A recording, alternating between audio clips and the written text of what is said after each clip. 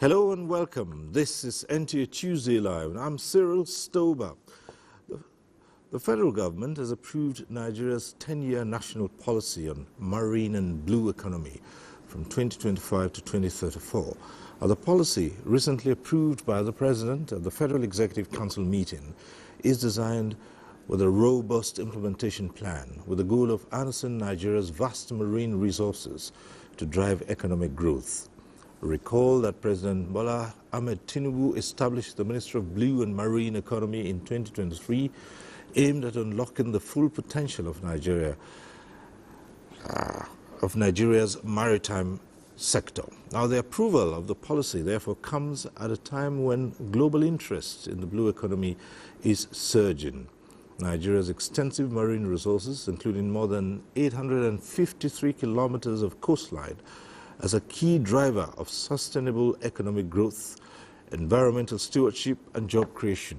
Now, this will be financed by the private sector in line with President Tinubu's vision of greater private investment.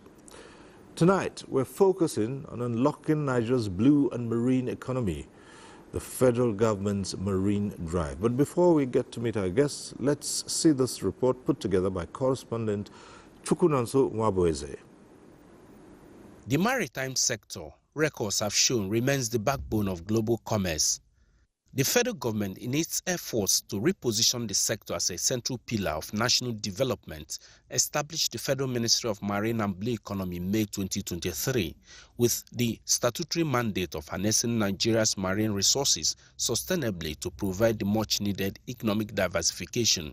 Since inception, the ministry, in line with its mandate, has initiated policies and programs to drive sustainable growth, create employment, boost trade facilitation, as well as position Nigeria as a leading maritime hub in Africa. These reforms include, but not limited to, the development of a national policy on marine and blue economy, Deep Blue project that strengthened maritime security that has led to the elimination of piracy on Nigerian waters, port modernization programs, revitalization of inland waterways, fisheries, aquaculture development, as well as conservation of marine biodiversity. In addition to this, the establishment of inland dry ports across all 6 geopolitical zones underscores our determination to decentralize trade, bring shipping services close to the hinterland, reduce pressure on the seaports, and promote economic inclusion. And this is a very good step. We welcome it and want to assure you that you have NASIMA and the organized private sector, as partners, in this very, very laudable objective. And I'm sure that the resources and the opportunities in the blue economy is vast. What we are also trying to distill in NASIMA is to see how that can penetrate to the grassroots. Commencement of the process of disbursing the cabotage vessel financing fund, with applicants having the opportunity of accessing up to $25 million each to acquire modern vessels, and the digitization of Nigeria's fish import licensing process, amongst other reforms, are aimed at enhancing transparency, efficiency, and regulatory oversight within the sector. While consolidating on the already existing local and foreign investments in the country, the ministry is intensifying efforts in attracting more foreign investors to the marine and blue economy sector. Nigeria's emergence as a council member of the International Maritime Organization in 2025, after 14 years of absence, also offers the nation a strategic platform to influence global maritime policy, thereby contributing to international ocean governance decisions on maritime safety, security, and environmental protection. Despite its programs and policies, both mishaps with its attendant fatalities remain a huge challenge for the ministry. Need to embrace the use of life jackets. People see this as fashion accessory. It is not. It is a matter of life and death. So that when there is an eventuality on the waterways, with a life jacket, you will stay afloat until help comes your way.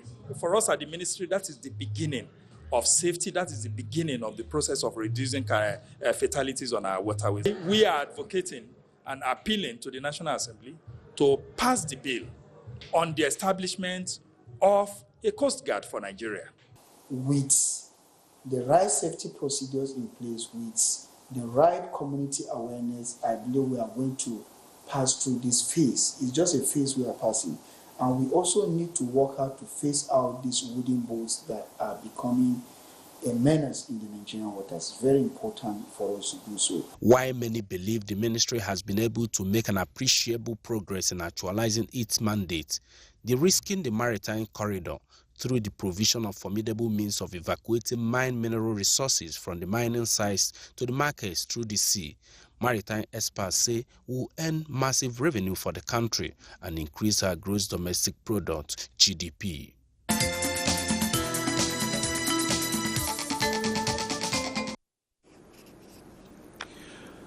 Right, that report sets the tone for tonight's discussion. Let's introduce our guest to you. We'd like to welcome to this program Shehu Usman Gidatu, Director, Maritime Transport, Nigerian Institute of Transport Technology, Zaria. Thanks for being with us here Thank tonight. you, Zaria. Right.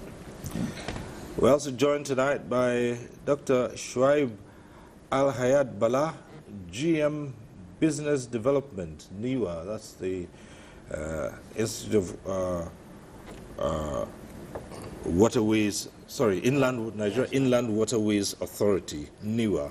Dr. Shuaib Al-Hayat Bala, thanks for being with us. Thanks for having me. We're joined also by Muhammad Ibrahim, who's Chairman, Kadu Fish Market. Thanks for being here with us. Thank you.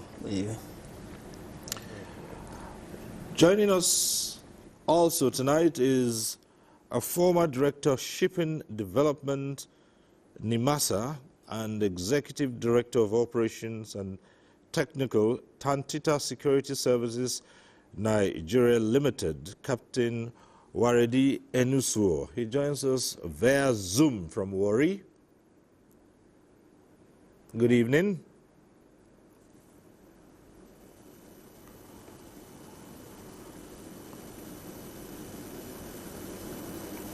We also Thank you very much, Cyril.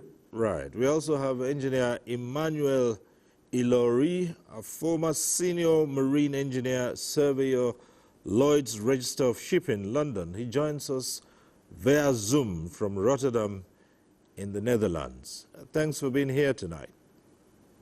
Thank you for having me, Cyril. Right. And we also have another guest tonight. Eunice Ezeoke is former President, Women's International Shipping, Nigeria. She also joins us via Zoom from Lagos. If you're there, good evening and welcome to you. All right. At some point in time, the program goes interactive and you can join in the conversation. But when it's that time, we'll remind you of the process and the procedure.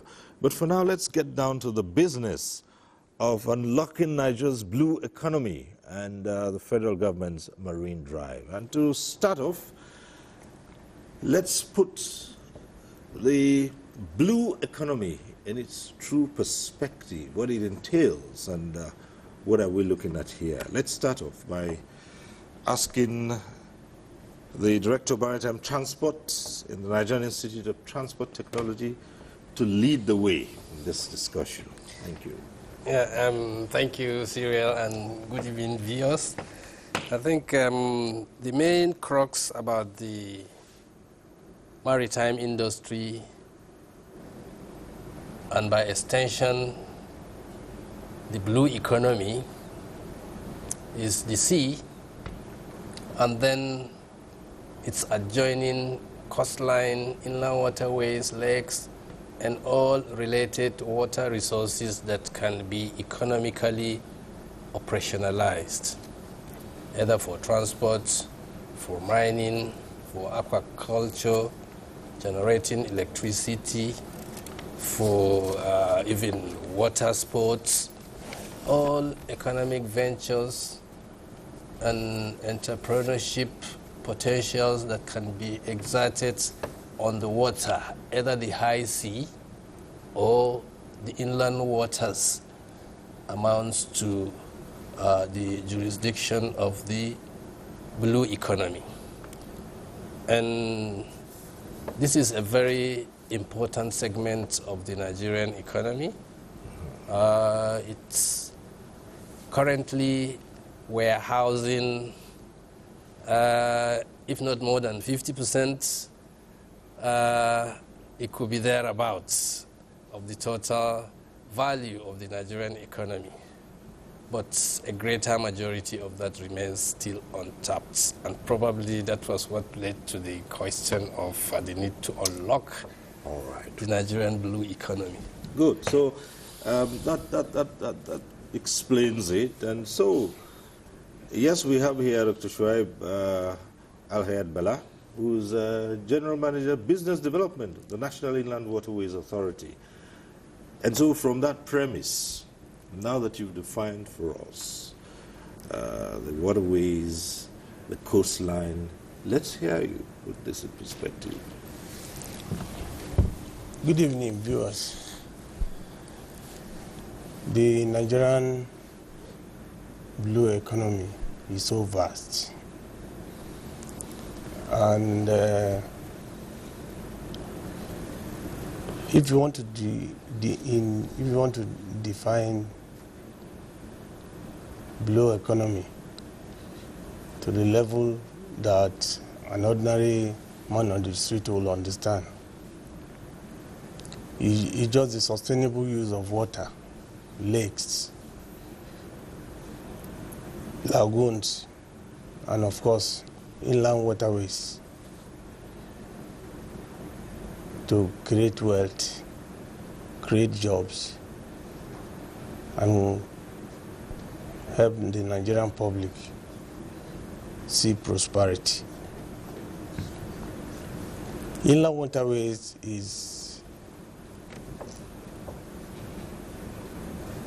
has a lot of potential in this country, but because of the paucity of funds, there are so many things that ought to have gone down in inland waterways that has not happened yet. And we are hopeful that with the encouragement of the present administration through our Minister for Marine and Blue Economy now, who has consciously supported NEWA and has enhanced our visibility in the maritime ecosystem, we are going to get there. Nigeria, if you recall, has 10,000 kilometers of inland waterways in Nigeria. These inland waterways can be used as safe ways for transporting people and goods. They are not just inland waterways. They can be described as economic centers that are waiting to be tapped. Nigeria, as it is, for a full potential of inland waterways to be realized, we need a coordinated effort of government to make sure that funds are provided for development of infrastructure, like the building of ports, terminals, jetties, and we in NEWA, we are very conscious and ready to always ensure to partner with private sector to come and develop the inland waterways. There are so many things that could be done, like putting money in barges, putting money in cargo movement, developing a maritime hub, and other logistics needs of Nigerians. That's where we want to go. We may not be where we are supposed to be now, but we are hopeful that we'll get there. Okay, that's fair enough. And of course, an important aspect of marine resources happens to be fisheries. Here we are today with the chairman of the Kadu Fish Market in Abuja, Mohammed Ibrahim. Let's hear you on the matter of developing Nigeria's blue economy, and the Marine Drive? Thank you, Mr. Syrian. As traders or as farmers, when we heard of the blue economy, we said yes, the government has finally come up with a very good initiative to boost the economy. And we are looking at it from the aquaculture aspect, when the transporters are looking at it from the other angles.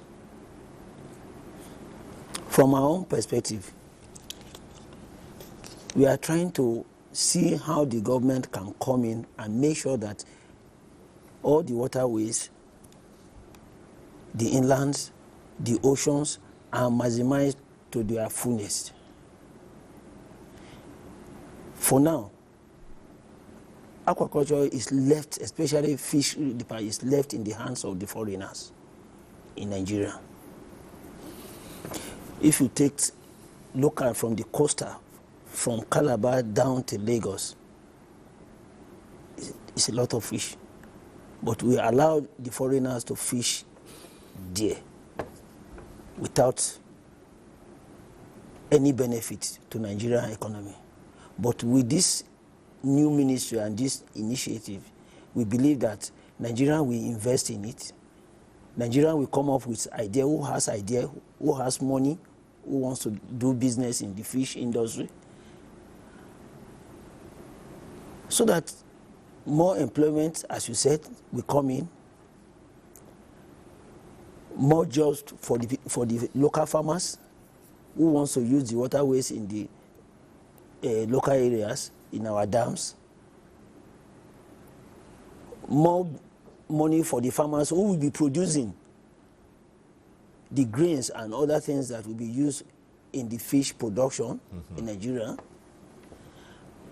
And also, more money will go into the Nigerian economy because of those variables, or all these chains of lines will be paying tax to the government. So we, as farmers of fish and as traders, we look at it that this is a very good thing for us to start from, instead of allowing the foreigners to dominate the industry of fish. Okay. Oh, well, thank you so much. Captain Warede Eniso is with us. He's joined us, as we said, via Zoom from Warri. And you're Executive Director of Operations and Technical of Tantita, but you used to be Director Shipping Development in Nimasa. Tell us how huge this potential. A lot's been said about Nigeria's potential, in this sector. Encapsulate that in what we're looking at here, about the benefits and what we're looking at. How huge is this potential? Thank you very much, Cyril. These days, when I hear about the blue economy, it sounds like suddenly the oceans just appeared. It has always been there, even before man. The world was discovered through the blue economy or the ocean, so nothing has really changed. It's just the way we have tried, or in our own little way, to utilize the ocean that has changed. Now, for Nigeria alone, the total size of the exclusive economic zone, when I checked it, was about 52,202 square nautical miles. That's quite a lot. It's quite huge.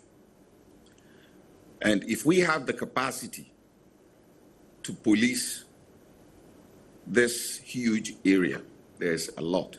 I think where we're lacking is the capacity to police it. And the Nigerian coast has got one of the best gradients. The gradient is very, very low, and that breeds a lot of, or brings about a lot of plankton, which is fish and so much and so forth. But as our fisheries man put it, we've not been able to harness that potential in full. We still happen to be victims of illegal fishing. that's going on. Policing is a problem. We also have to talk about marine pollution and so many things. But if we have the capacity to have a critical look at this environment, there's a lot we can get out of it. In fact, yet unexplored, both on the surface and beneath. So if you want me to really quantify it, the use of $1 trillion may just be small, in it, but we have to put in a lot of effort to ensure that we achieve our full potential. And we also lack research institutions in the country to really give us accurate figures on what is really going on, because we have not really appreciated the size of economic space at all. Never mind all the things you see and whatever, but there is no organized approach in the country at the moment that is going to tell us exactly how much we are looking at. I think most of what we have at the moment is all speculation that you can see.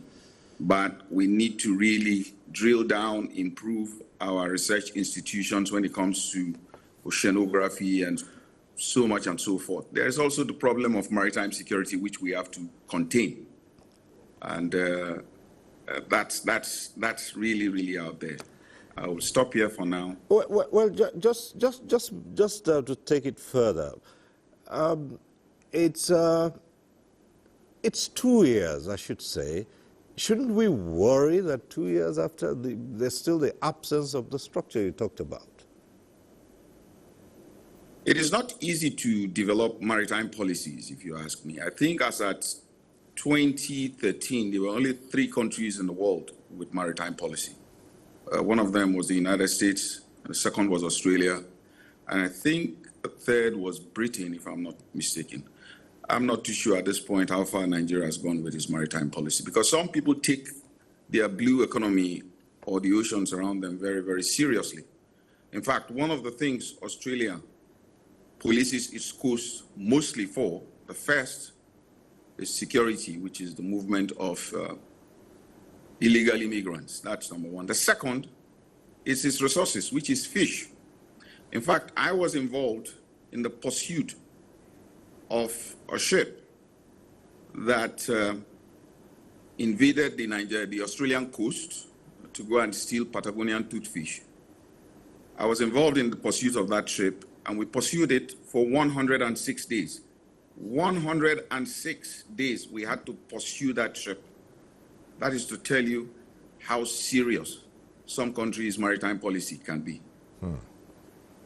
All right. Thank you so much. We'll return to you and look at some other issues. But let's go over to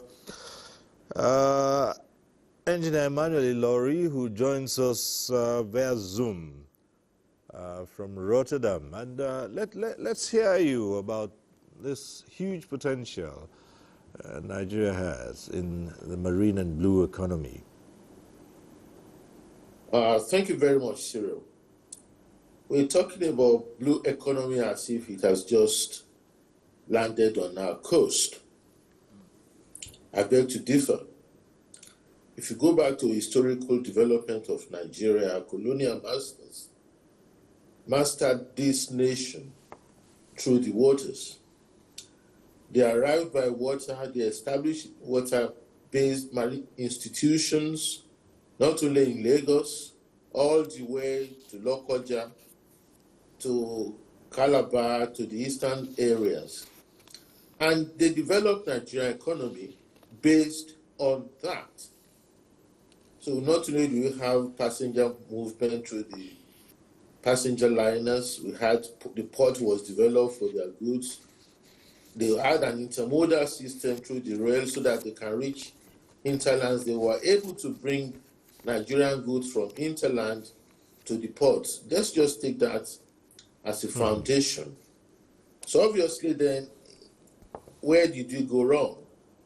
That's something for the research institutions to talk about, but we are not bereft of reports and documentations about how Nigeria went wrong. But let's go back to where we are today. Thank you for Mr. President who has rekindled Nigeria's interest in this vital part of our economy. What do? I had some of my colleagues from Inland Waterways talking about Inland Waterways. Water transport-driven industrialization. That's where we need to look from, which goes back to some of our colonial masters development plan, which they utilized very well.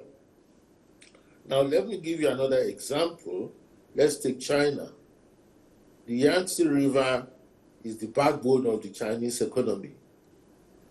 And we have the Inland Waterways network in Nigeria. Somebody said about 10,000 kilometers. We know about over 4,000 kilometers of them is navigable, covering nearly 28 states of the nation.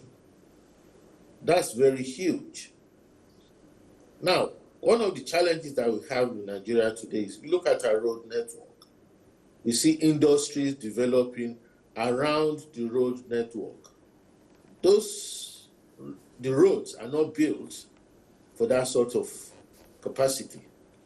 And the industries are developing around them, which means not only will the roads deteriorate faster, they constitute health hazards, and they deprive the communities around the road network of vital sustenance. Now let us go back to the waterways network. When the industries site their industries around the inland waterways network, as done in other developed nations, what do we have? We have development there. We have huge economic activities taking place there. Now, let me leave that as it is, because it's a very huge topic to discuss. Now, where does Nigeria have the competitive advantage on the sea trade? Everybody wants to jump to the foreign ships, but those days are gone when it's all commerce affair. We have now very big ships that will dump the goods in a particular port and allow smaller vessels to transport the goods. Now that's where Nigeria has advantage, because we are located nearly midway on the West African Atlantic coast. So we can go southwards or go northwards, which means the short sea trade can be an area of significant advantage to Nigerians' maritime economy. So we are building. But something we should not forget is the maritime sector is heavily regulated through standards and through conventions.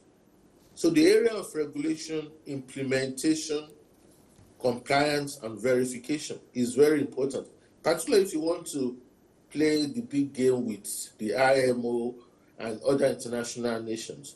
Unfortunately, it's not that. So we're saying you have the boats capsize and you name it there. Of course, we need to look critically at the technical aspects of the development. And another issue is the technical partnerships and collaborations. Now, the maritime industry cannot sit in a silo, cannot sit on its own. So we need to have technical collaborations with different nations that have expertise. They are not coming to steal your goods. You're still in control. But when you collaborate with them, you'll be taking technology from them, and then hopefully you'll be developing your own economy. And lastly, because you've given me the opportunity, how do we fund this huge potential? We need to find a way to fund them. Different nations have derived different patterns, but the pattern that has worked is the development bank. Now, why don't we have a Nigerian maritime development bank to provide funding for these various aspects of the economy, in which case, then we are having Nigerian first. Some people say regional development bank, which is, I quite disagree, because we need to talk about our country. a Nigerian Maritime Development Bank will provide the necessary funding to be able to develop this huge part of our national economy. So let me stop there for now so that we can have more time to explore these issues in detail. Okay, thank you so very much. And in addition to the conversations we have, there are also a number of reports which will be running, which speak to the issues at stake. And let's see this one from Lagos.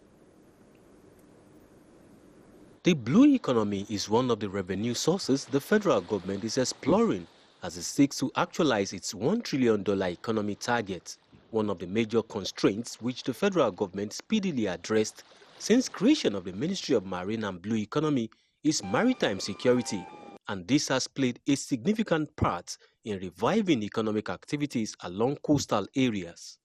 Under the supervision of the National Inland Waterways Authority, NIWA, experts say activities of boat riders are now better coordinated as many maritime routes, which were hitherto a no-go area, are now having influx of passengers, and boat mishaps have also reduced. The economy has the natural habitat, so we know the fishermen and their families who live around there, and we can go on and on looking at even what the government is doing with the coastal roads from Lagos to Calabar now. But one of the things that we have identified is that for you to maximize the potential of the blue economy, you really need to be equipped. At Green Hub Africa, we focus on climate active. We know that there has to be knowledge. People have to be equipped, and for them to be equipped, yes, they can be living around the riverine areas, but they need to know how to challenge the issues that are coming up. From the look of things, the state is doing its best, but the people, the commitment of the people at the work is what has to go through sensitization. The people in the coastal regions need to be sensitized. Although residents of coastal communities are enjoying benefits of the blue economy, more are still untapped. I see a future that will improve tomorrow, because the awareness is increasing, and when the people are aware of what is happening, now the resultant effect is effective. The people that are in the cabotage industry are investing more to get better results. With the cabotage fund now available for the shipping industry, the low-hanging fruit in the maritime sector is waiting and ready for harvest.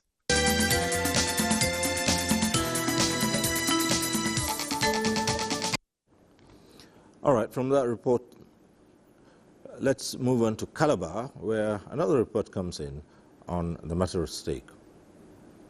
Nigeria's maritime sector, recently reorganized under the Federal Ministry of Marine and Blue Economy, holds an untapped potential estimated at $296 billion, and if fully harnessed, the sector could generate up to 70 trillion naira annually, rivaling or surpassing petroleum revenues while creating millions of jobs.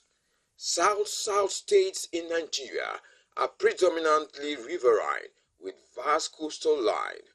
The question is, how are these states harnessing the potentials for wealth creation, growth, and national development? The blue economy exists in several facets. There is the column of water. Cross River State needs to move to actualize her potentials rapidly. I mean, the governor is driving that process with the Bakassi Deep Sea Port project, okay, where now a deep sea port is really a transshipment hub, for far distance shipping. So transcontinental shipping comes to the deep sea port and then is transloaded into smaller ships and then distributed to smaller inland ports. The port of Calabar, as it stands today, is an inland port. Okay, it's a river port. Okay, it's a river port. So, but yeah, that's not a challenge. It's quite unfortunate that in this part of the world, we are still yet to tap all the overwhelming opportunities that is embedded in this sector. And coming down to our air domain, which is the South-South, and using Cross River State, which is my best as a point of contact to reach out, we can check that we are surrounded by the seas, and Cross River State is one of the states in the country that is so blessed. We have all what we call the export window, which is the air, the sea, and the land borders.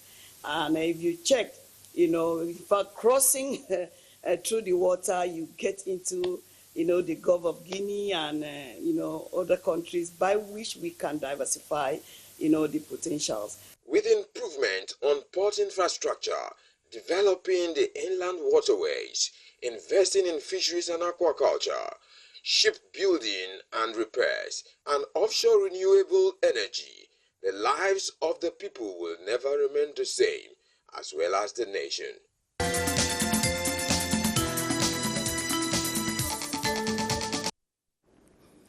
Okay.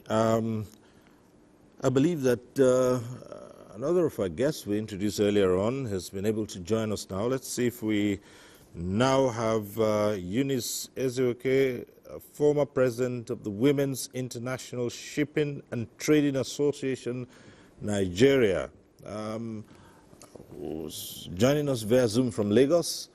I wonder if you are with us now. Right, okay. Thanks for being with us. Welcome to Tuesday Live. And of course, it's all about unlocking Nigeria's blue economy and the marine drive. So from your perspective, give us your thoughts.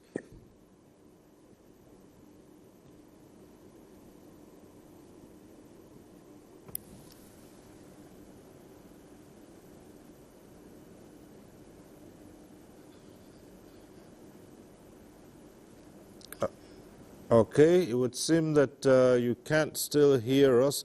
Well, we'll try and fix that. Perhaps you might need to unmute your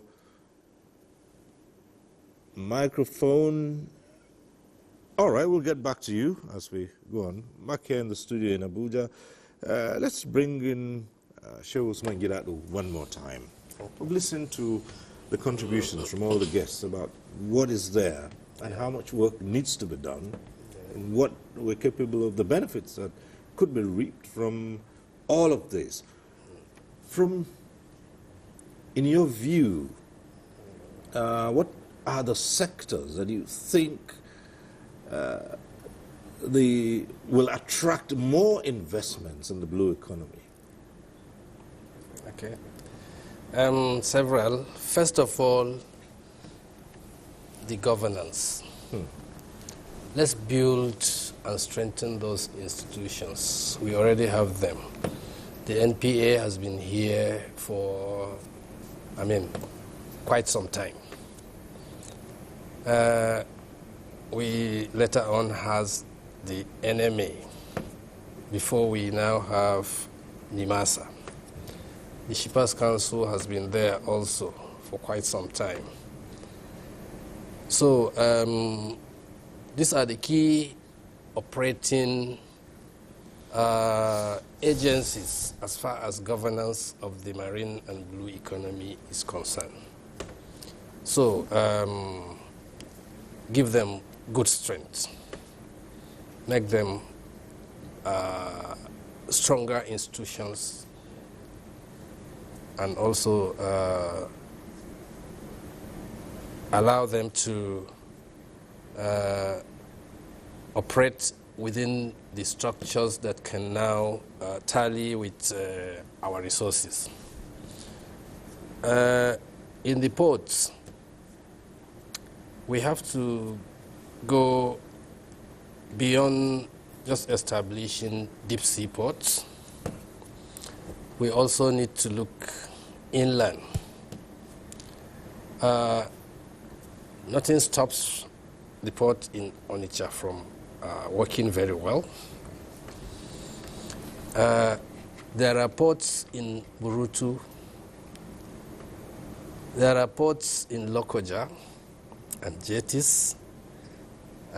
We have one already in Baro that is very well in place. Really? Yeah. There has been a port in Baro Before the independence? Of course there was. But I'm thinking about all the plans about... Barrow Port is incidentally one of those issues we would be raising here as we talk about the blue economy. It has been renewed.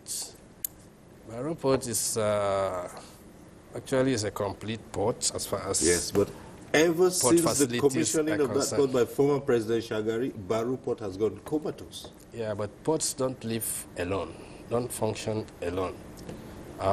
What makes a port is the connectivity it has with other modes of transport. Once such is lacking, that port remains more like a monument. Perhaps Dr. Bala will update us on the on the status of the Barrow Port. There are other inland ports. Thank you very much. The situation of Barrow Port is, to say the least, a little bit disappointing. Disappointing, I must say, because you cannot inject that kind of capital into a national project, a national asset, without first of all making sure that there is an access route. Like you said, the port is just there like a monument. So our appeal here really will go to the federal government not to stop what it has been doing. But we, on our part, in NIWA, we have been making conscious effort to meet both local and international investors to come and partner with us to ensure that we make the port functional. Talking about ports, NIWA is not just a regulator. We are also builders of infrastructure. We develop infrastructure. And again, when somebody was talking here about the issue of boat mishap, I'm happy to tell Nigerians that that one has really been handled. If you recall, but last week, our management our MD went to Lagos was called into Lagos in recognition of his efforts to tackling this incessant boat mishap on our waterways. Our problem in NIWA really is all about funding. But the government alone cannot come and give us what we need to make our waterways functional. We need investors to come and invest, and NIWA is ready to create every enabling environment to ensuring that investors are attracted, their capital are protected, and that we are ready to also partner with them. Like now we are in talks really with some private partners in reviving the Oguta River Port that will take care of the Eastern Corridor. Onitsha Port is operational. That one has been concessioned and is doing very well. The advantage of inland water transport cannot be overemphasized. The problem is how we can get the necessary funding to attract investment into the sector. Because maritime business is all about capital intensive. It's very, very capital intensive. We have a place in Warri, for example, that can equal the shipyard in Gdansk in Poland, but it's lying there fallow. We are trying, from the business point of view, to talking to people who are interested in such newer assets to come and take them over. We work with them and we'll provide the enabling environment for them to come and partner with us. We can commercialize a lot of our assets, the waterfront, the issue of tourism, the issue of barging, There is also the issue of ferry services, hospitality business, name it. The potential, like somebody has said, in National Inland Waterways Authority, which is an integral part of the blue and marine economy strategy, is huge. Okay. Let's see if we can get back to Eunice Ezeoke, and probably been able to fix that glitch earlier on. The former president of the Women's International Shipping and Trading Association, Nigeria. Let's see if we can get you on now to hear your thoughts on our discussion tonight, Unlocking Nigeria's Blue Economy. Okay, good evening. Yeah, good evening. Mr. Siristoba. First off, I would like to congratulate the Minister for Marine and Blue Economy on Nigerians' success on being nominated by Category C at IMO. Then, for federal government to really make an impact in driving the blue economy in Nigeria, there is a very serious need to establish the Ocean Governance Bill. There is need to have regulatory services in place to regulate activities of the ocean so that we don't deplete the oceans to our detriment. We depend on the ocean for sustenance, for extractive industries, for port activities, for shipping activities, for tourism activities, for coastal community dependence on the oceans. So whatever we are doing, the federal government needs to put a bill in place to regulate all the activities that is related to ocean governance. For instance, the irregular, unregulated, illegal, and unreported fishing going on in our waters. This is not good. The Fishing Act of 1990 something does not capture the IUU fishing. So there is need to repeal or update or amend some of these bills so that it will be in line with modern and emerging trends in the blue economy activities so that we can optimize the benefits accruable to these policies. So there is need also for the private sector to be involved. I don't know whether the other speakers have touched on this. There is need for inclusivity in all the stakeholders in the industry so that we can optimize these blue economic policies. The ports, the fishing industry, the aquaculture industry, carbon credits, our continental shelf, seabed leasing, and all the activities that has to do, even carbon sequestration, all the activities that we need to do to be able to regenerate revenue in this industry and also sustain the ecosystem in the ocean so that we don't deplete it. So as we take care of humans, we also take care of the animals and the plants that exist in the ocean that also help us to live on the land. Well, you're right. A number of our other guests have spoken about this, particularly the matter of unregulated fishing. We have the chairman of the Kado Fish Market here in Abuja with us, Mohammed Ibrahim, and he spoke about what the country is losing due to what you have just mentioned, largely the unregulated fishing that's going on.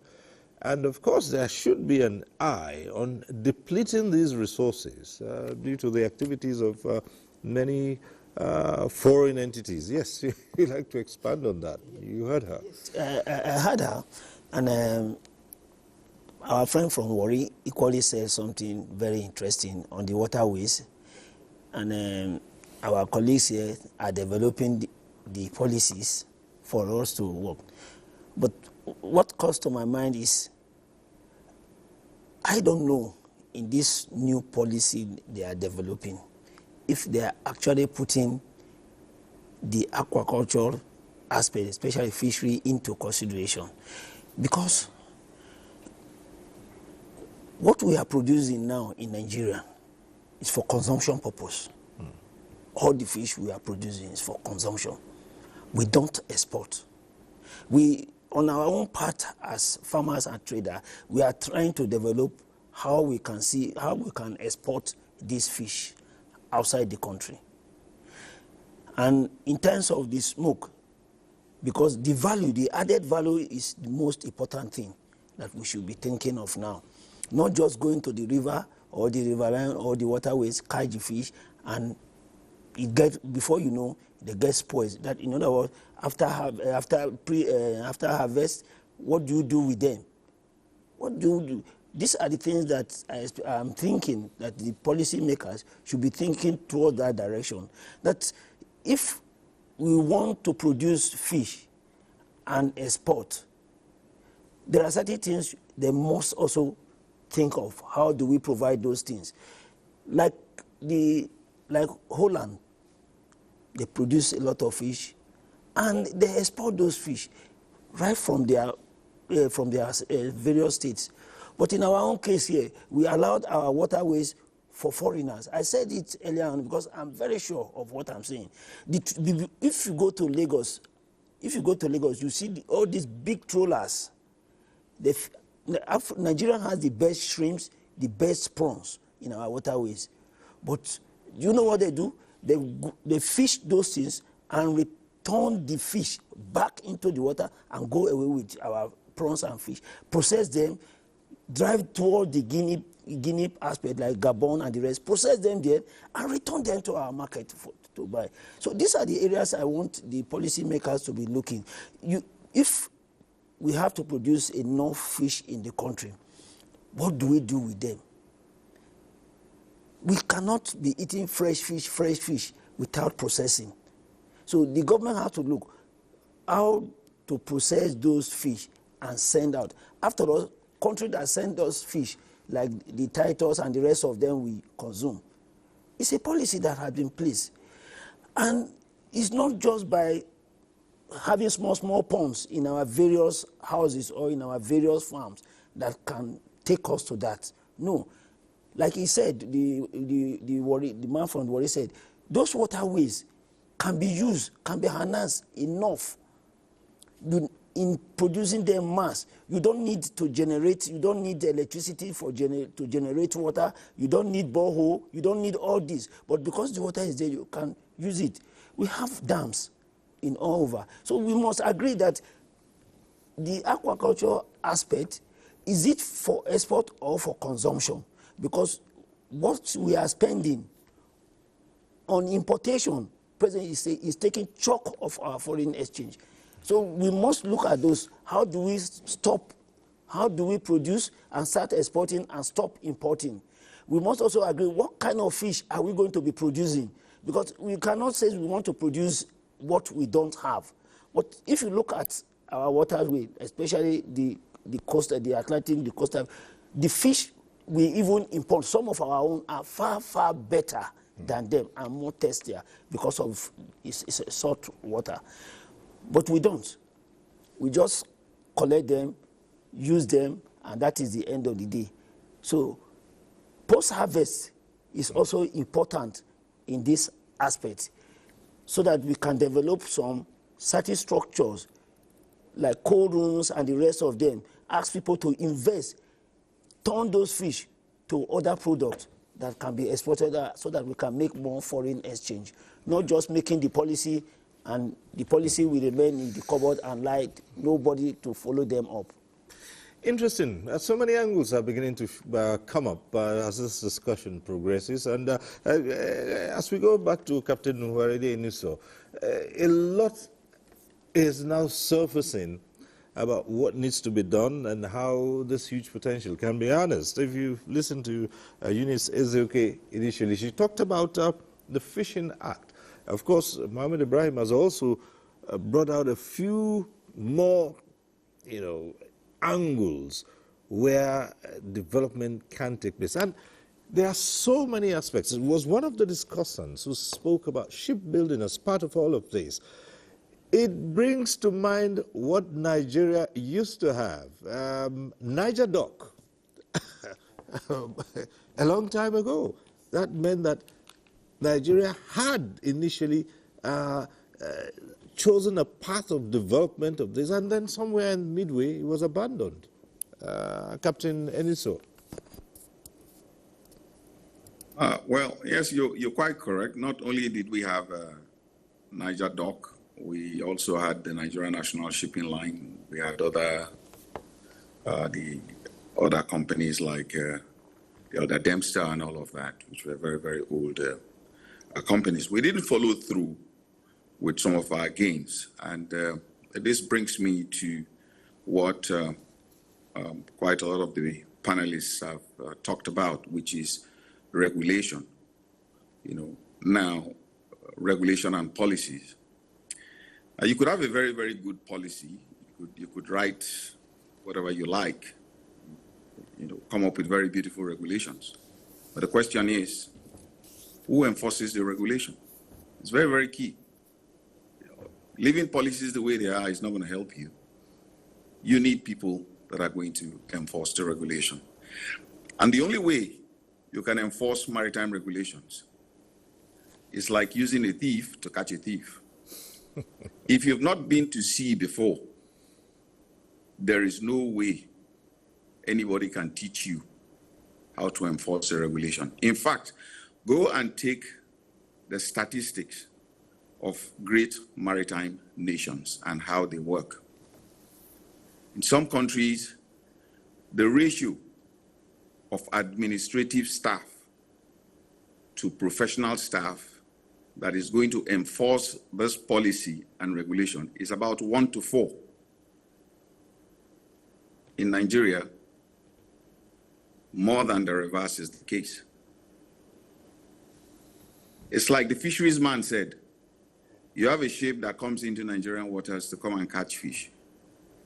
It goes outside, and this is a fact, cartons the fish and brings the fish back to Nigeria for sale. And Nigeria buys its own fish as an imported fish. And you have a huge fisheries department.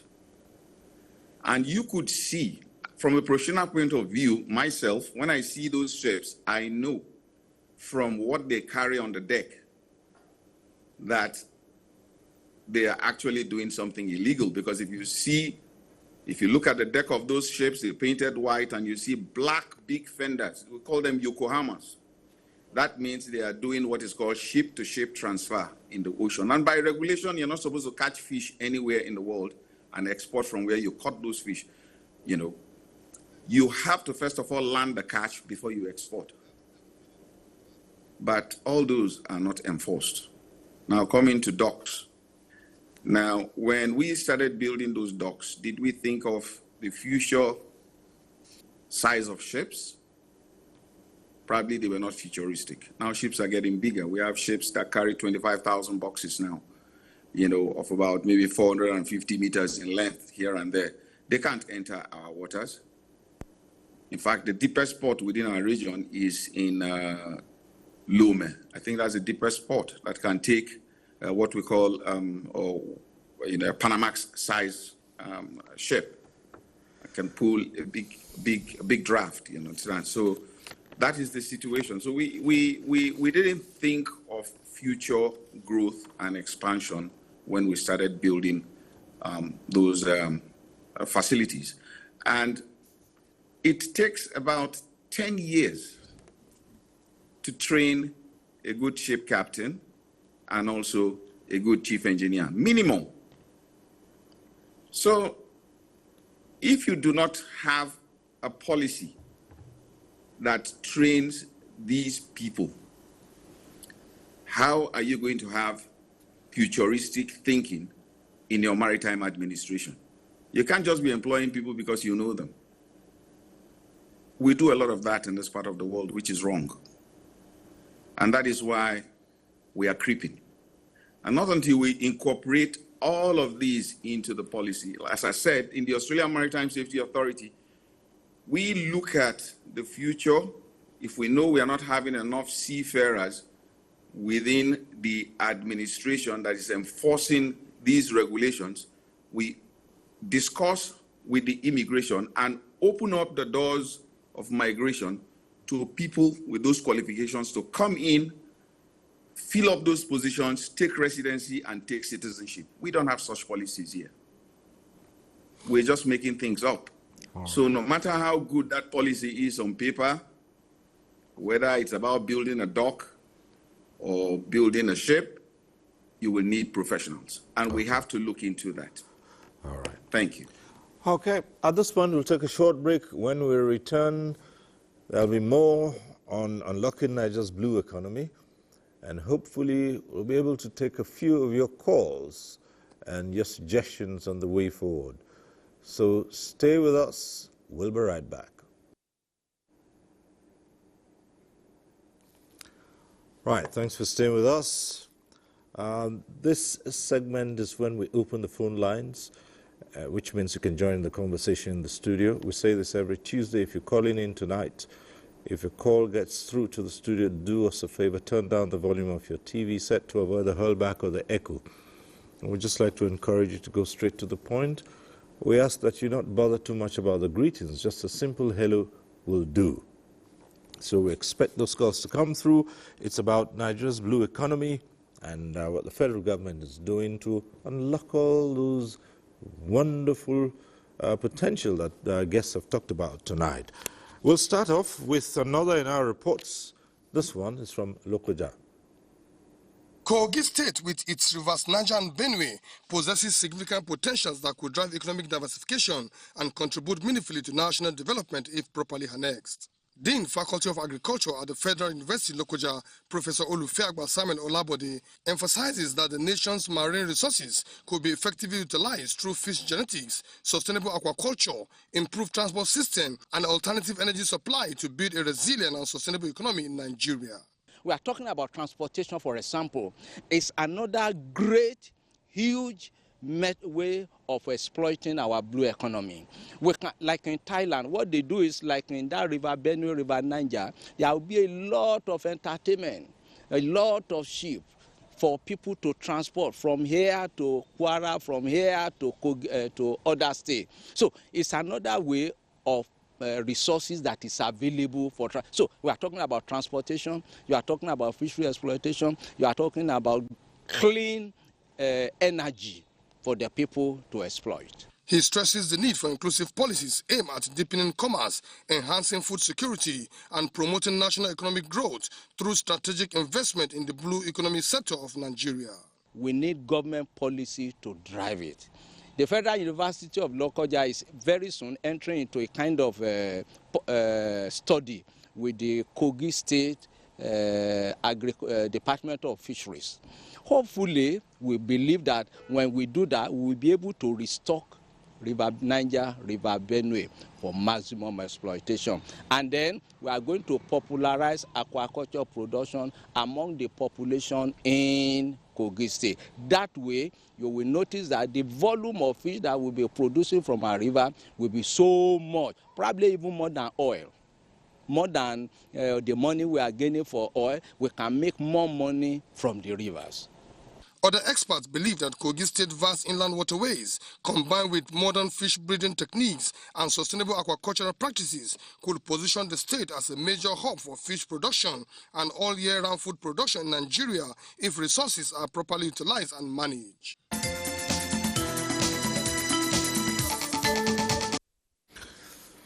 All right, we're back here in the studio, and one of the things I'd like us to talk about as we envisage the development of the blue economy is how this will impact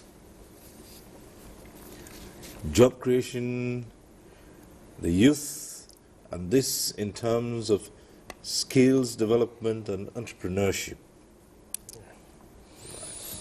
Yeah, thank you. I think that is one important aspect that we are yet to get the full benefit of. For example, at the ports, there are a lot of services from the dock workers, and then services provided by ancillary organizations or service organizations, transportation, and then that creates huge avenues for employment. Then shipbuilding, that we are actually not doing too well in it now, because most of the ships around us are not built here. But now that we are in a situation whereby we want to promote our cabotage, and we want to also embark on shipbuilding, a huge avenues or potentials for employment exist there. We know how shipyards employ a lot of labor, from technical hands to high-profile designers and architects. So also, in the areas of transportation, for example, shipping used to be one important focus, whereby we have a balance that of developing indigenous participation. I think till today that remains valid, and we have to pursue it. At the international level, it was so tough because we don't have certain infrastructure. Big shipbuilding yards, big investors who own ships. Now we have deep sea ports, but welcoming none of our indigenous vessels. Okay. So in that regard, we have to look inwards. Where do we start from now? Focus on our cabotage. Okay. And what is cabotage? Is all about the movement within the country. All right. Let me ask you to pause a while as we get in our first call tonight. This is coming from Matthew, who's calling in from Jos. Hello, Matthew. Go ahead.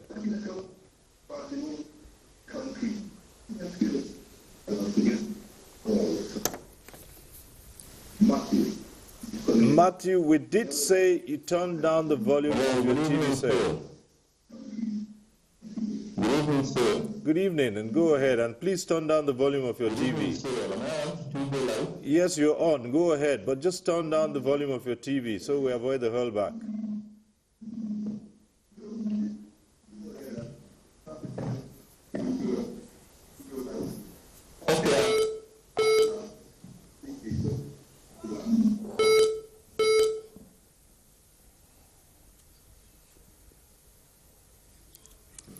All right. Again, we'd like to emphasize that once your call gets through, please turn down the volume of your TV set. Just turn it down or move away from the TV. That's the way to avoid the echo, the hurlback, if you like, the echo.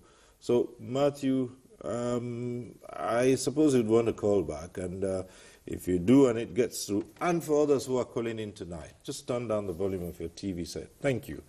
All right. Yes. So let's continue to encourage indigenous participation in our blue economy. At the moment, today, most international seagoing vessels that calls at our ports are really not owned by Nigerians, most of them. That's what we need. And then when we come down from the international aspect of shipping, which is quite competitive, we found out that it's still capital intensive and it's not within the reach of most Nigerian investors, or the incentives required to embark on such investments are really low. So we need to really come back to our cabotage system. We have huge movement of goods, particularly petroleum products, containers, and some high-profile heavy cargo that moves from the seaports into the hinterland. all these are done by roads and are done at 10 times cheaper than if they were to be carried out by the waterways.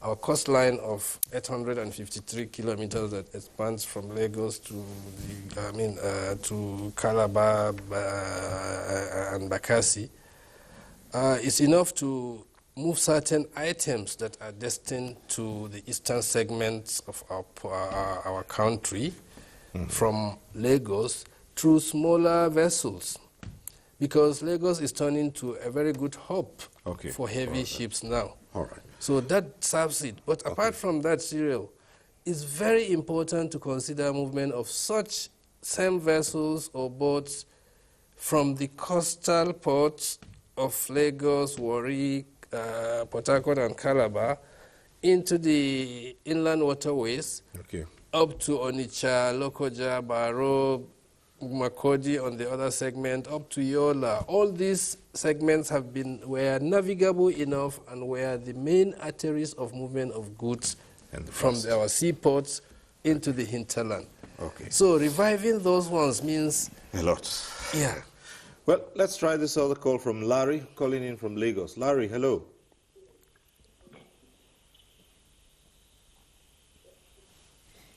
Larry from Lagos. Yes, good evening all. Good evening. I appreciate your input with regards to the blue economy. So let's be very sincere and honest. Lagos has always been the gateway in our seaport. I love what my transport director said, that we have ports in other places, but the country politically will kill these ports, and which eventually makes them not to be active and not efficient. Like what Madam Eunice said, we making policy regulatory and going by the Nigerian large blessed land or the waterway. If Onitsha Port can come in place, Warri Port come up, like His Excellency, the Honorable President, made mention of let the congest Lagos and open Warri Port. If Warri Port to open up, it gives access to Niger, the River Niger, and sending goods to other states. And that will enable us to utilize other ports available.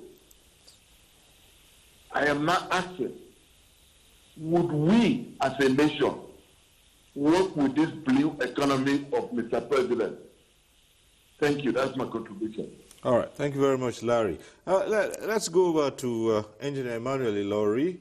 And, well, you had the last, technically our first caller tonight. We couldn't get the first caller through. And he's raised some questions as well. And we'd like you to comment on that. Well, if you go back to the premise I laid before on what the colonial administration did to Nigeria, you can take a cue from there. They developed Lagos Port as nearly an independent port. Not only that caters for goods inwards, they had the shipyard, the Nigerian Ports Authority dockyard, and those who are able to cater for this development, we abandoned them. The Nigerian at the Apapa dockyard is nothing to write home about. NTA now is being concessionalized. Similar organizations abroad have come up to become global players. So we need to really go back, and like one of my colleagues was saying, go back and think Nigeria. The Nigerian maritime industry cannot go anywhere unless you put technically competent professionals there. We had a similar issue with the Nigerian Airways until President Obasanjo came and rejigged the system. So we need to be honest with ourselves. You cannot send a carpenter to perform an open heart surgery. Yes, we have identified the maritime industry is critical to the economy very well. But where do we get the people to actually drive this initiative? Technically competent people. It's only when we have that we can create all these jobs. I mean, if you are asking me, where do we get the jobs? I said initially, water transport-driven industrialization. Water transport alone will create more jobs for these kids. Industrialization along the waterways will mean we will create industries that will grow rapidly and that will create jobs for us. Now, somebody was talking about short sea trade. Yes, the more vessels trading on the short sea route will create more jobs, more individualization. Because we said the cabotage is important. What did the Americans do? They developed their cabotage before when we went to copy, because they had sufficient capacity locally. At the moment, we don't have the capacity. Now you're saying we should go and buy ships through the CBFL fund. Fantastic. But where are you getting the ships from? You're going to buy the ships from abroad. So supporting foreign builders and then bring them back to Nigeria. What stops us from saying, okay, these ships must be built in Nigeria? Then create the number of vessels that we need, invite technical shipbuilding partners to Nigeria so that they can come and be building those vessels in Nigeria. It's not too difficult for us to do. Shipping business is no more rocket science. And Nigerians are most of the most brilliant people in the world. So let us empower them. The capacity needs to be built. Unless we invest in technical capacity building, we're not going to go very far. Now we're talking about shortage of skills or shortage of competent skills. The industry globally has moved away from hard learning. The use of simulators have become the order of the day. You cannot put a airline captain, on a vessel without having gone through the necessary simulator training and to be type trained for that particular vessel. So if we know that there's shortage, let us go take partners with people who have the skills so that we can develop our own industry to the level that we want it to develop. We have gone to the IMO, and by God's grace, we were able to use our political will. Now the question globally now is that will Nigeria be able to sustain their position? Which means we need to start to think on the technical capacity of Nigeria. It's only when our technical capacity is sound that we will be able to build all these institutions that we like to see. Somebody was talking about fishing trade. Fantastic. We've been talking about the fishing trade for years, but the quality and the quantity of technically sound vessels operating in Nigerian waters is so poor. Now, fish guard is happening always all over the world, where they actually put a special force to protect their fishing trade. It doesn't happen in Nigeria. Or if it happens, we're not going to go very far. There are so many issues here, Cyril, that we need to address. We need to be honest with ourselves. Okay. We have Musa on the line from Abuja here. Musa, hello.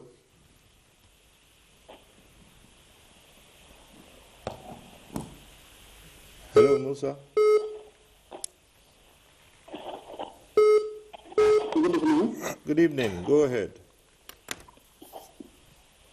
So I just want to thank for this particular program, and also I'm very, very happy for this particular program from the point of view that the whole world covers almost 70% of water, and the issue of having a lot of potential in transportation, in maritime industries, And there is one particular point also that I actually wanted to point out. One of the challenges is inconsistency in government policy. I don't know. I remember once vividly in one certain time during Jonathan's administrations, where we had version of Nigerians and Abuja. And we discovered at that particular time, the project started all of a sudden. We don't know how that project stopped. So I don't know. Is there any way that this policy that they are even talking about to be put before the National Assembly on the maritime industry, is it going to work?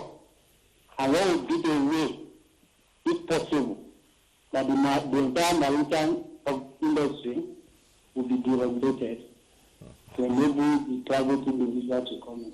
All right. Thank you very much. Well, thank you so much.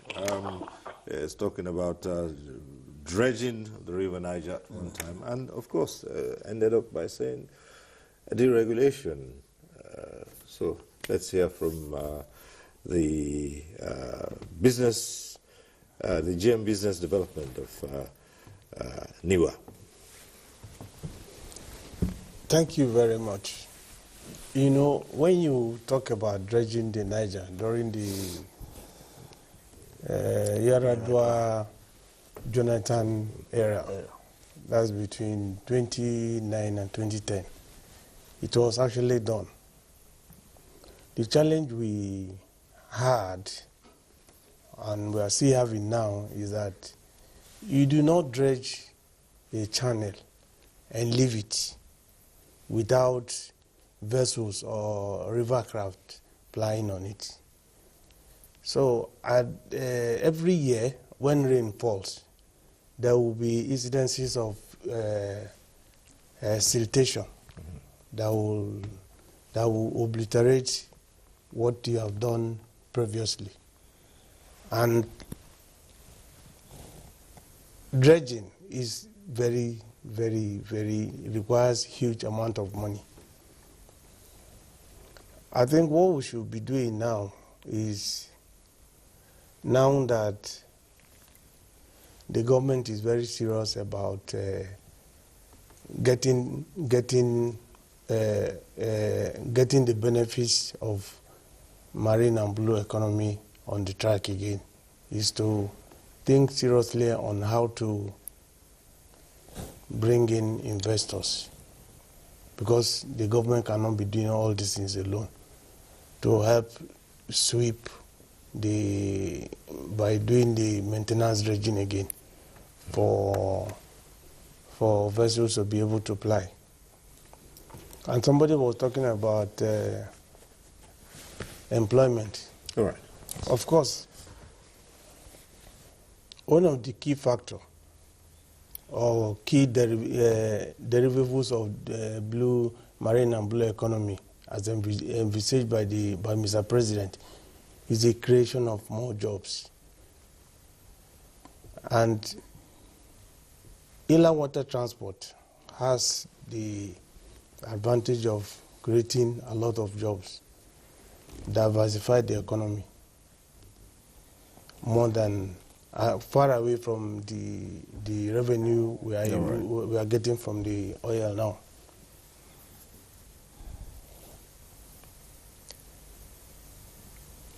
In NIWA, we have about 21 area offices. We have 21 area offices. These area offices can become maritime hubs. Like the situation of the Shenzhen River in China. Right. It is not a sea. It is a body of water like our normal land waterways. What the government needs to do, and we have to be purposeful and deliberate about this, is to form clusters by making policies to ensuring that anybody, industrialists, both foreign and local, should establish their businesses, the manufacturing businesses along the waterways. Okay, fine. it will also go a long way in developing the area and enhance the economic advantages of those riverine communities. All right. Yes. Okay, earlier on we had Matthew who called in and dropped call, but Matthew is back on the line, I understand. So Matthew from Jos, go ahead.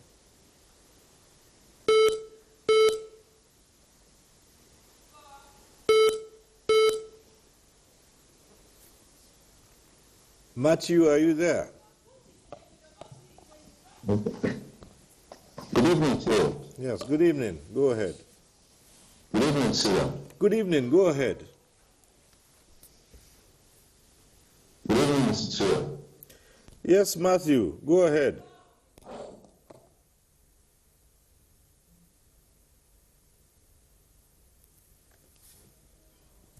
All right. Second time unlucky.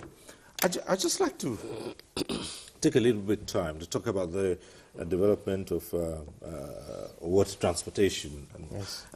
Is there anything that can be done about the situation? Well, yes, there's water transportation, but it's at rudimentary stages where we keep hearing of disasters all the time, people insisting on traveling and carrying goods via dugout canoes and boats that are carrying hundreds of people. And I mean, it's gotten to a stage where there's hardly a month that goes by without news of one boat capsizing somewhere, you know, between Niger, Kebbi, and all that. Is there something that can be done to develop this form of transportation? Before you take on that, let's try and get this call from Olabisi, who's calling in from Abuja. Olabisi, hello. Hello, good evening. Yes. Okay, I would like to go straight to my question. Can you hear me? Yes, go ahead.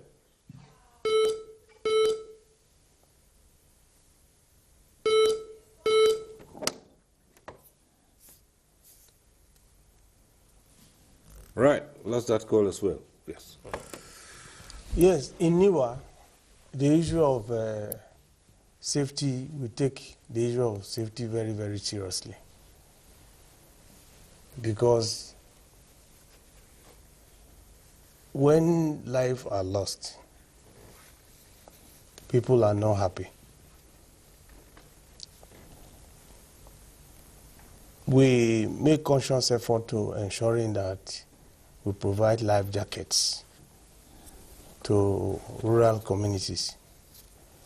We provide navigational aids along the waterways. We try to remove wrecks just to ensure that there is safety. The tragedy of the situation really is the non-compliance of people. It's non-compliance of people. There are some areas, like some of those,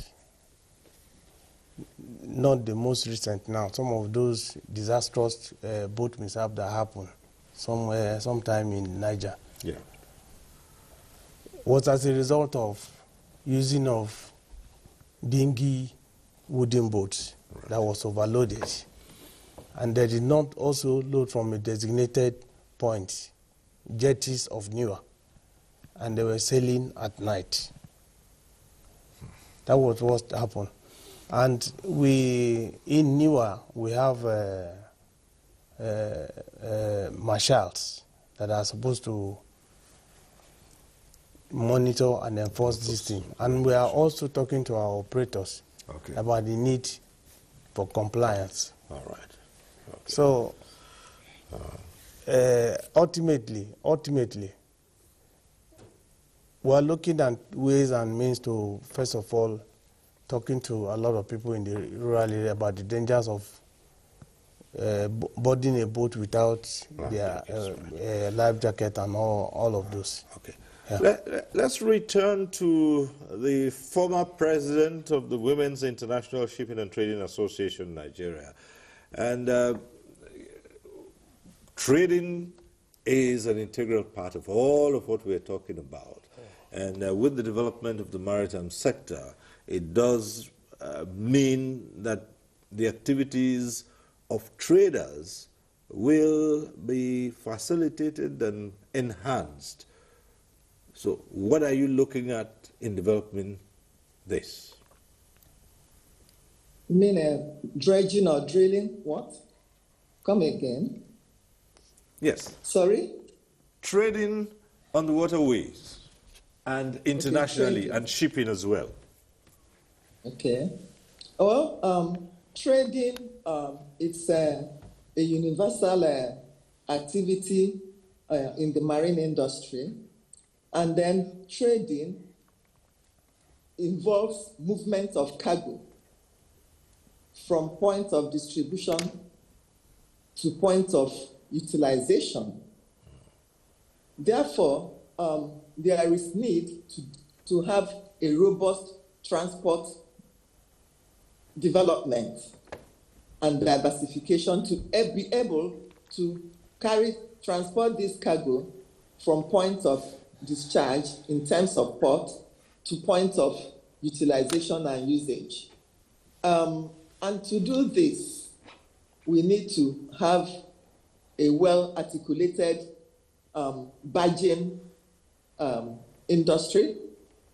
Then the waterways need to be, the DG from the director from the inland waterways mentioned the repercussions and the sensitization of the boat users to have safety in mind in terms of life jackets.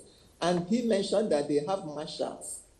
But there is a need for these marshals, before any boat loaded with passengers or goods to take off from any point of loading, a marshal needs to certify that the safety standards are maintained before that boat can take off, irrespective of the time. Secondly, there is need to have a time zone in terms of regulating when it is beyond, so like in Lagos, when it is 8:30 p.m., no boat leaves any jetty for safety reasons, because most of them don't have lights and then navigational aids to help them to navigate in the night or to row in the night. Therefore, there is need to have safety measures. The marshals must be there to certify any boat that wants to leave any jetty that it's okay, you can move. If it is not certified, they should not leave. Thirdly, there is need to have very well-developed barging system to ply our waterways, because as somebody had already mentioned, Lagos has become very congested in terms of marine transportation and trading. There is need to diversify. There is need to, like in the dredging aspect that somebody mentioned, you don't dredge once in a blue moon or once a year. For instance, in the port of Antwerp, which is very well developed, and they get all their maritime resources from the North Sea, they dredge on a daily basis. They dredge daily. Then this trade is also a source of providing employment for our youth. Somebody mentioned about shipbuilding. What about even ship repairs? These are avenues for employment for our youth. Fabrication of parts of boats, fabrication of parts of vessels, boats, and ships. These are what the welding industry can also look into to provide jobs for our youth that are interested in fabrication of ship parts and boat parts, and also in maintenance of these boats. Even if they cannot build, maybe the capacity is not yet there, but we can maintain, we can build parts to enable. These are areas. Also, our youth, young people need to be sensitized on the opportunities that are available in the maritime industry. For instance, you don't wait till you finish university before you decide to enter the industry. From primary, secondary, and post-secondary, university, there is need to expose students as young as primary school to the opportunities in the maritime industry, because the potentials are huge. We have not even gone into cruise industry. It is one area that is also huge, and our people are losing. There are many areas of revenue leakages in the industry that need to be plugged, and these are also areas of employment opportunities for our youth in the country. All right. Okay, we'd like to thank you very much, Eunice Ezeoke, former president, Women's International Shipping and Trading Association, Nigeria. Thank you very much for your contributions tonight. We appreciate that. Thank you. All right. Okay. Thank you. Back to the phones. We have Dr. Sunday from IDA. Please go ahead.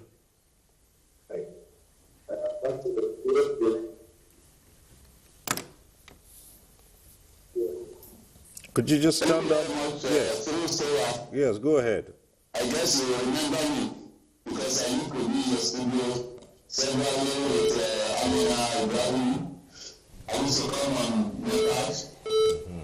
Yes. Hello? Yes, go ahead. You're right. Yeah.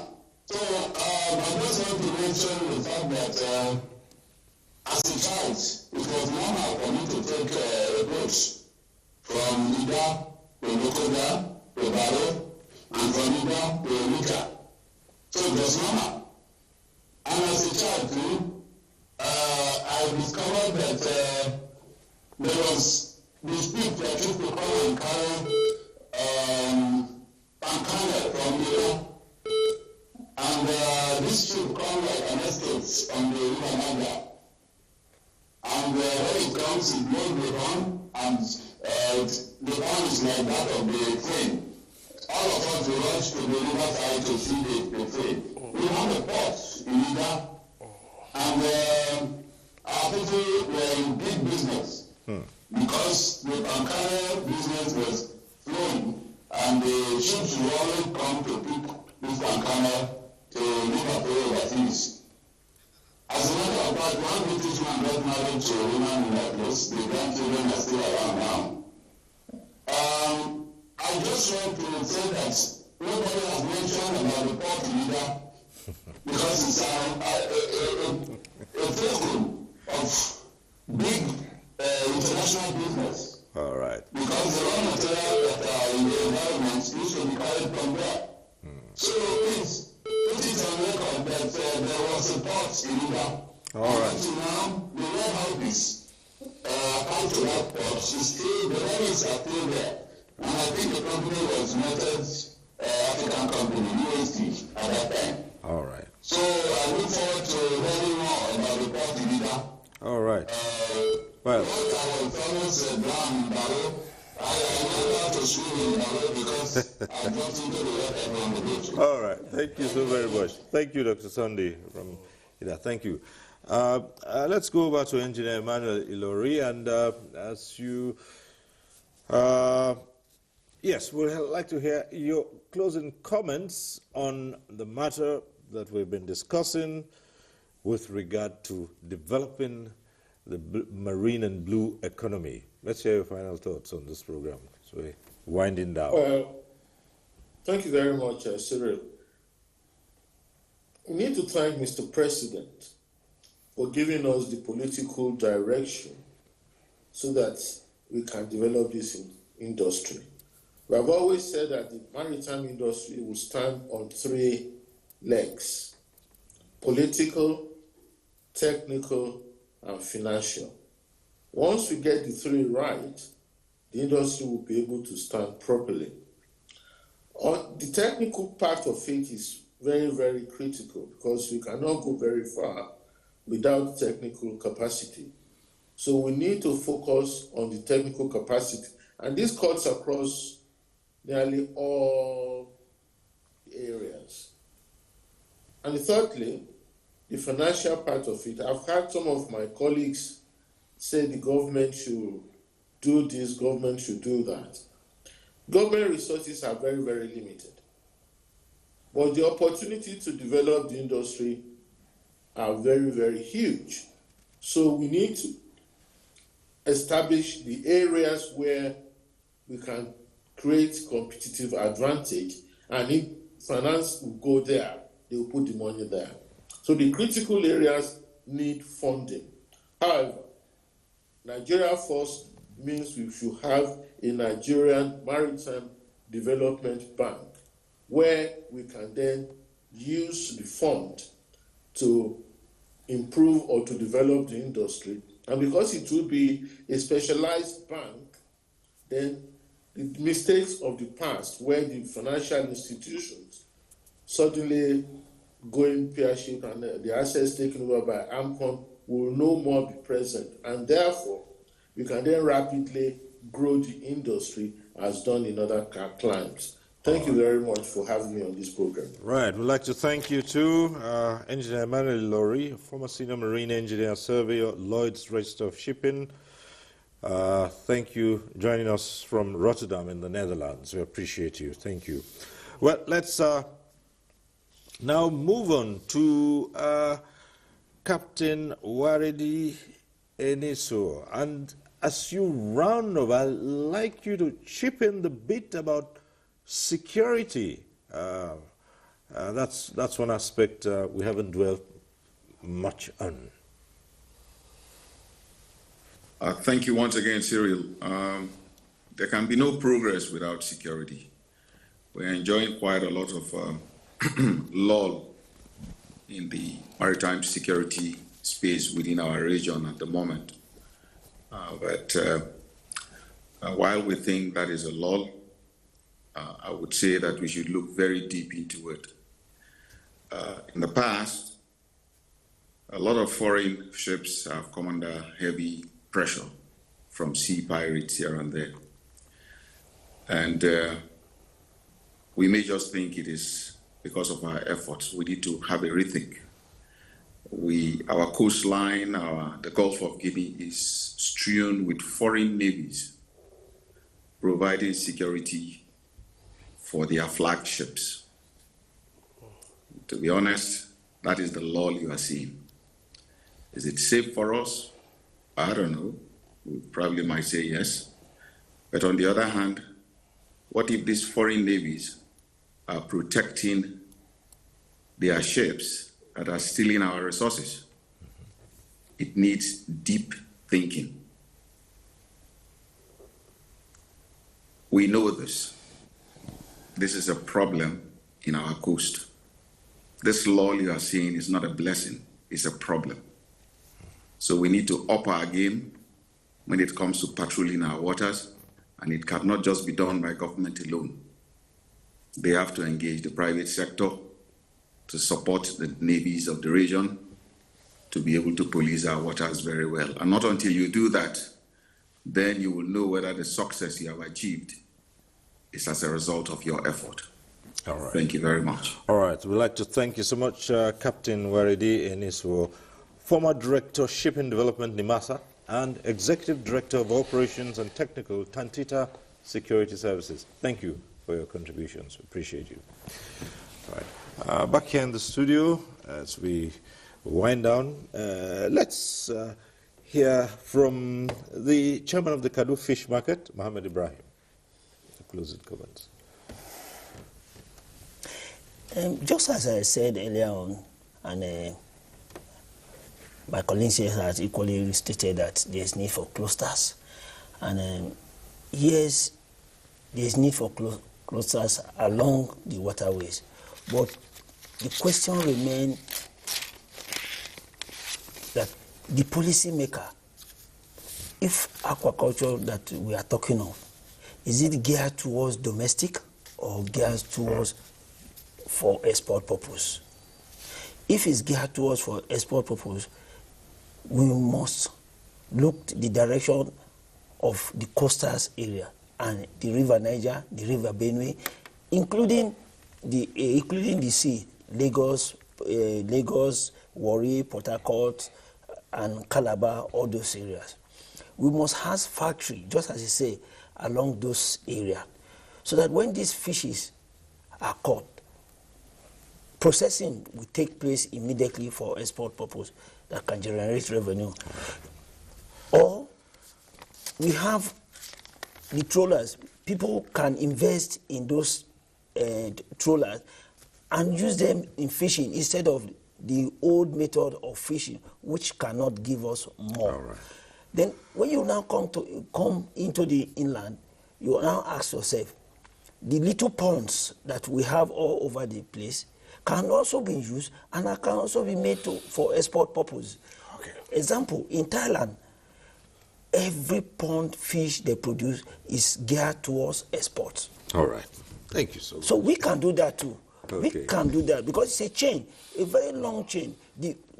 Before I forgot, the security issue you mentioned is very important because currently the feeds to feed those fish is becoming a problem because the farmers cannot go to farm, and if we have to depend on the imported feeds, it means that we are taking more of our resources out again. All right. So we have to look at it from the long chain of hatchery, producing, marketing, and distribution. All right, we've just about run out of time, so we must leave this conversation here tonight and thank the remaining of our guests, Dr. Shuaib Al-Hayat Bala, GM Business Development, National Inland Waterways Authority. Thank you for being here tonight. Thank you for having me. And of course, thank you to Sheikh Usman Gidadu, Director Maritime Transport, Nigerian Institute of Transport Technology, Zaria. Thank you for being Thank you, and thank you for having me. And thank you too for being part of tonight's conversation. Yeah. Next week, we'll be back with NTA Tuesday Live. I'm Cyril Stover. Bye for now.